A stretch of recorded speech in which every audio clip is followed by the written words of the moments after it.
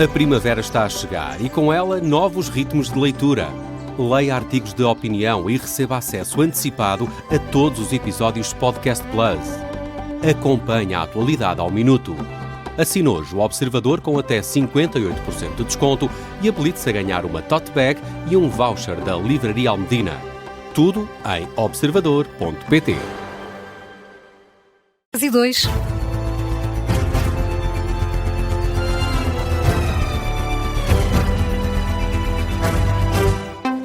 Notícias às 10 na Rádio Observador, uma edição da jornalista Carla Jorge de Carvalho. O Governo vai inaugurar já na próxima semana a primeira urgência regional de obstetrícia em Loures, mas ainda faltam médicos especialistas e por isso a Ordem dos Médicos está preocupada. A preocupação que surge numa altura em que vários profissionais de saúde estão a recusar integrar as escalas destes novos serviços, quer em Almada, quer em Loures. O Observador sabe que apenas 3 dos 7 obstetras do Hospital do Barreiro aceitam deslocar-se para o Garcia da Horta. Já a urgência regional que vai ficar em Loures, a partir da próxima segunda-feira, não tem médicos que estavam previstos chegar do Hospital de Vila Franca de Xira. À Rádio Observador, o bastonário Carlos Cortes reconhece que há bastantes reservas, aponta por isso alternativas à criação destas urgências regionais.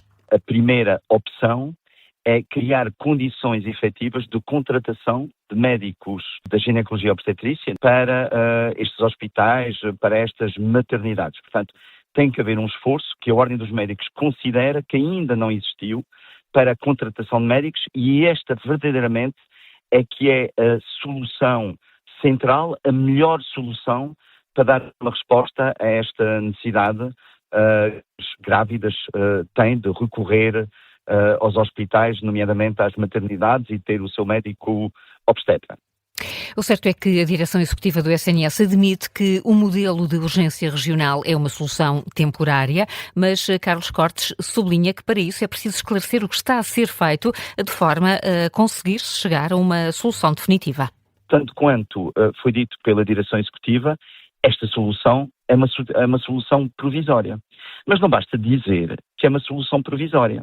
Aquilo que não foi dito e que é importante esclarecer é, se ela é provisória, o que é que está neste momento a ser feito para esta situação ser provisória? Estão a ser desenvolvidos os mecanismos necessários para contratar médicos para esses hospitais? Qual é o plano que existe para o Hospital Vila Franca de Xira e para os hospitais da Península de Setúbal para esta situação ser provisória? O bastonário da Ordem dos Médicos diz ainda à Rádio Observador que no topo da lista de prioridades da direção executiva do SNS deve estar a criação de condições técnicas para resolver os problemas nas urgências obstétricas. Este foi de resto o tema que levou os autarcas da Península de Setúbal ao Ministério da Saúde ontem à noite, mas no final os presidentes de Câmara dizem que saíram com as mesmas preocupações. A Associação Portuguesa de Bancos considera que as declarações do Ministro da Economia foram infelizes. O presidente da associação explica que a banca tem concedido menos crédito às empresas apenas porque há menos pedidos. O Ministro da Economia, Manuel Castro Almeida, sublinhou ontem em tom crítico que não é normal que os bancos tenham mais depósitos de empresas do que crédito concedido ao sistema empresarial. Falou de uma situação anómala. Os bancários responderam ainda ontem, rejeitaram um excesso de prudência e disseram que o problema está no lado da procura. Vítor Bento, o presidente da Associação Portuguesa de Bancos, foi questionado sobre estas declarações de Castro Almeida e respondeu assim. Todos nós temos dias infelizes e todos nós fazemos afirmações às vezes menos cuidadas, que pode ter sido uma coisa dessa natureza. Então, eu não faço nenhum julgamento especial por causa disso, mas também não atribuo importância excessiva à afirmação por si. A coisa que provavelmente aconteceu de novidade nos últimos não sei quantos anos é que a autonomia financeira das empresas aumentou significativamente. Portanto, as empresas hoje têm muito mais disponibilidades financeiras do que necessidades face àquilo que tinham no passado. E, portanto, elas próprias têm muito menos necessidade de recorrer a crédito e, por isso, têm mais liquidez e daí os depósitos e têm menos necessidade de crédito. Vítor Bento, que considera normal que neste momento os bancos concedam menos crédito às empresas e numa altura em que a guerra no Médio Oriente está a ter impacto na economia, nos custos de vida e na energia, o presidente da associação que representa o setor da banca antecipa para já que os efeitos ainda são difíceis de prever. Os sinais mais recentes são de que os preços começaram a descer, portanto, o que significa enfim, quem atua mais informadamente nesses mercados está a considerar tanto que os riscos estão a diminuir e que a situação se aproximará mais daquilo que foi o normal. Acima de tudo, aquilo que temos atualmente é um cenário de grande incerteza. Um dos efeitos económicos que a incerteza tem é que faz adiar decisões. E esse efeito de adiamento de decisões é que pode ter efeitos até no próprio crescimento económico. Vítor Bento, o presidente da Associação Portuguesa de Bancos, foi o convidado desta manhã do Explicador. Um episódio que dentro de instantes fica disponível também em podcast. O Ministro das Finanças reconhece que as crises do primeiro trimestre deste ano deixam o caminho mais estreito para a execução orçamental. Joaquim Miranda Sarmento está esta manhã no CCB, numa conferência. No discurso, o Ministro realçou os resultados positivos para a economia portuguesa no ano passado, que foram destruídos pelas tempestades e pela guerra no Irão. O caminho, quando fizemos o orçamento para 26, era estreito. Os melhores resultados de 25 tornaram o caminho um bocadinho menos estreito, mas, entretanto, tivemos, de facto, um primeiro trimestre, e ele ainda não acabou, bastante difícil. Entre as tempestades e o conflito do Irão, o caminho, naturalmente, voltou a estar bastante mais estreito. Joaquim Miranda Sarmento, esta manhã numa conferência em Lisboa, diz que os impactos da guerra no Irão vão agora depender da duração do conflito. Ainda ontem o Partido Socialista tinha mostrado preocupação com a execução orçamental, depois do Governo ter afastado a necessidade da apresentação de um orçamento retificativo. Cerca de 12% dos pedidos de novos slots no aeroporto de Lisboa ficam por preencher. A NAV alerta que as limitações do aeroporto Humberto Delgado são dos principais entraves ao crescimento do turismo. Pedro Ângelo, presidente do Conselho de Administração da empresa que gera o tráfego aéreo em Portugal, diz que há uma percentagem considerável dos pedidos das companhias aéreas que não puderam ser acomodados e que quem sai a perder é o turismo e o país. Basicamente foram feitos pedidos para 164 mil slots, só foram satisfeitos 147 mil, e estou-me a referir só à estação de verão. E, portanto, ficou uma taxa muito considerável de slots por atribuir, e dentro dos 147 mil que foram atribuídos, 20 mil ficaram em lista de espera na expectativa da atribuição de um slot comercialmente mais viável. Portanto, a impossibilidade neste momento do aeroporto de Lisboa de não poder oferecer as horas premium a muitas operadoras tem penalizado muito o país e o turismo em particular. Pedro Ângelo, em entrevista à agência Lusa, garante que há várias companhias aéreas que mostram interesse em operar em Lisboa, mas acabam por não conseguir obter os melhores horários comerciais.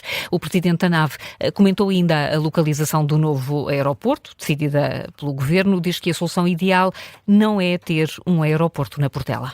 O novo líder supremo do Irão ficou ferido no primeiro ataque de Israel e dos Estados Unidos, o mesmo ataque que matou o pai Ali Khamenei. A notícia é avançada hoje pelo New York Times. Certo é que Mojtaba Khamenei, 3 dias depois de nomeado sucessor de Ali Khamenei, continua sem aparecer em público, mas altos dirigentes iranianos dizem ao jornal norte-americano que tal acontece apenas por razões de segurança. Apesar de ter ficado ferido nos ataques, Mojtaba Khamenei está livre de perigo e bem de saúde, mas Tel Aviv discorda. Os serviços de informação israelitas acreditam que são os ferimentos que o novo Ayatollah sofreu que o têm mantido longe dos holofotes. Entretanto, a troca de ataques continua. No Dubai, 4 pessoas ficaram feridas depois da queda de drones perto do aeroporto, e a Arábia Saudita interceptou drones esta madrugada. Que foram destruídos quando se dirigiam contra o principal campo petrolífero do país. Já na capital dos Emirados Árabes Unidos, no Dubai, a queda de drones deixou feridos cidadãos naturais do Bangladesh, da Índia e do Ghana. Ainda assim, isto não está a afetar o tráfego aéreo naquele que é um dos aeroportos mais movimentados do mundo. No Estreito de Hormuz, um navio porta-contentores foi atingido por um projétil. Todos os tripulantes estão em segurança. Israel continua as operações no Líbano. Os ataques atingiram a capital Beirute, mas principalmente o sul e o leste do país. De acordo com a imprensa libanesa, morreram 17 pessoas. São agora 10h11, já a seguir, à contracorrente. Primeiro, Carla, que outras notícias marcam esta manhã? O Brent mantém-se estável nos $88 por barril, subiu apenas 0,33% face ao encerramento dos mercados ontem à noite. Este acentuado recuo do preço do Brent está a ser atribuído às declarações de Donald Trump de que a guerra com o Irão vai terminar em breve. Entretanto, a agência Reuters conta que a Agência Internacional de Energia está a recomendar a libertação de reservas de petróleo que ultrapassem os 100 milhões de barris no primeiro mês. A medida surge numa altura em que o conflito no Médio Oriente está a pressionar bastante o fornecimento global do petróleo. Por cá, a Ministra da Justiça diz que neste momento não pode fazer mais nada para acelerar o julgamento da Operação Marquês. Rita Alarcão Júdice admite ainda assim rever os prazos de pagamento aos advogados oficiosos. Certo é que as renúncias dos vários advogados de Sócrates já levaram à suspensão de 35 sessões do julgamento e há crimes que vão prescrever até junho deste ano. Contas feitas são 93 dias de paragem e o tempo continua a passar. Vamos agora olhar para uma chuva de estrelas no Funchal, mas não é dessas estrelas, não é? É a terceira gala do Guia Michelin, exclusivamente. Essas é que nos interessam. Vamos a esfregar as mãos. Temas verdadeiramente importantes. O Paulo estava meio dormente, estava meio adormecido e de repente... Agora sim, conta-nos tudo. 3 horas aqui para o Paulo ter a notícia que esperava. Há 10 novos restaurantes com uma estrela Michelin, começando pela Cozinha do Passo em Évora. Paulo, não conheces? Portanto, não, é apontar. Fazer a lista já. Podíamos fazer uma emissão especial em direto, Évora. Porque ganhou uma estrela verde, que é um prémio que reflete o compromisso com a sustentabilidade. Não é? E chefes? Sim, chefe. Chefe Vítor Matos tornou-se o chefe português com mais estrelas Michelin, depois de ter de ver o restaurante Xisto, em peso da guerra, em peso da régua, o que é que se passa, que foi premiado. Tem já 6 estrelas em 5 espaços diferentes, portanto, aqui um campeão. Destaque também para o chefe Rui Silvestre, que conseguiu a 2ª estrela no 50 Seconds. Temos de os convidar para virem à comissão de inquérito. Verdadeiramente trazerem um petisco. Trazerem um petisco.